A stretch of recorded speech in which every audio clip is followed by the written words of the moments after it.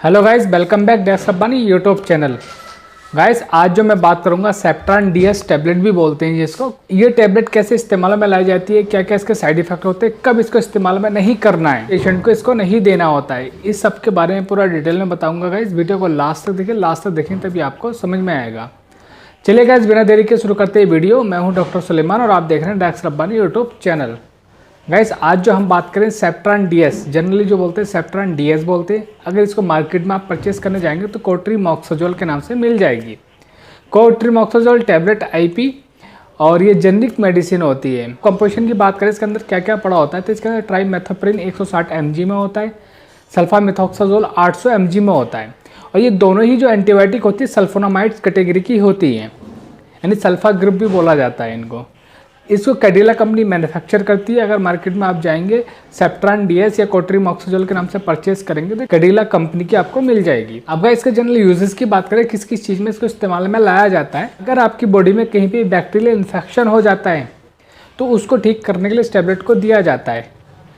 मैं आपको एक बात और बताता चलो, इस टैबलेट को बहुत सारे लोग ये जानते हैं कि सिर्फ ये जख्म सुखाने के लिए ही इस्तेमाल में लाई जाती है, जबकि इसके बहुत ज़्यादा और भी इस्तेमाल होते हैं। जैसे कि न्यूमोनिया वगैरह हो जाता है, फेफड़ों में इन्फेक्शन हो जाता है, बैक्टीरियल इन्फेक्शन, उसको ठीक करने के लिए भी इसको दिया जाता है। ब्रोंकाइटिस वगैरह भी हो जाती है तो उसको भी ठीक करने के लिए इस टैबलेट को प्रिस्क्राइब किया जाता है। पेशाब की नलियों में कोई भी इन्फेक्शन हो जाता है तब भी इस टैबलेट को दिया जाता है। ओटिटिस मीडिया यानी कान में भी आपके इन्फेक्शन हो जाता है, बैक्टीरियल इन्फेक्शन हो जाता है, तब भी इस टैबलेट को प्रिस्क्राइब किया जाता है।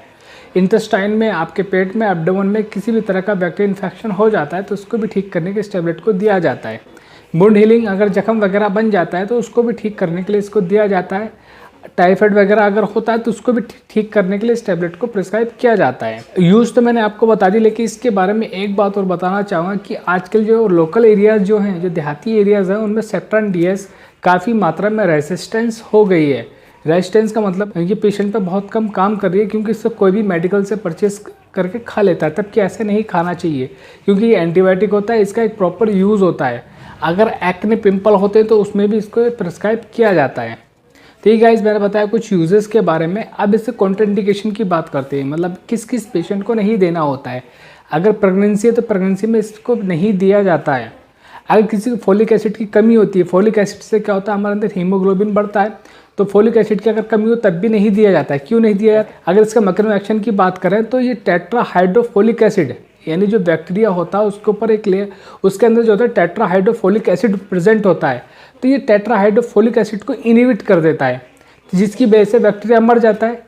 इसीलिए ह्यूमन बॉडी के अंदर भी फोलिक एसिड की कमी होती है। ये तो फोलिक एसिड को और ज़्यादा कम करेगा, यानी एनीमिक पेशेंट हो तो उसको भी ये नहीं देना चाहिए, क्योंकि उसके अंदर फोलिक एसिड पहले से ही कम होता है और ये टैबलेट देने की वजह से फोलिक एसिड और ज़्यादा कम हो जाता है। अब गाइस, जैसे कुछ जनरल साइड इफेक्ट की बात करें कि क्या क्या इसके साइड इफेक्ट आते हैं इसको लेने के बाद में। जनरल से साइड इफेक्ट आते हैं, जैसे नोजिया हो सकता है, उल्टी जैसा मन हो सकता है, स्किन पर रेशेस वगैरह पड़ सकते हैं, एलर्जिक रिएक्शन आ सकती हैं, और जो स्टूल होता है वो ब्लैक आ सकता है। सीने में दर्द वगैरह हो सकता है, कमजोरी हो सकती है, कमजोरी के साथ साथ सर में भी दर्द हो सकता है।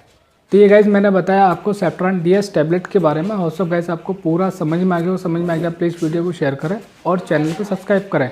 ऐसे नॉलेजेबल वीडियो के साथ मिलते हैं हम अगली वीडियो में।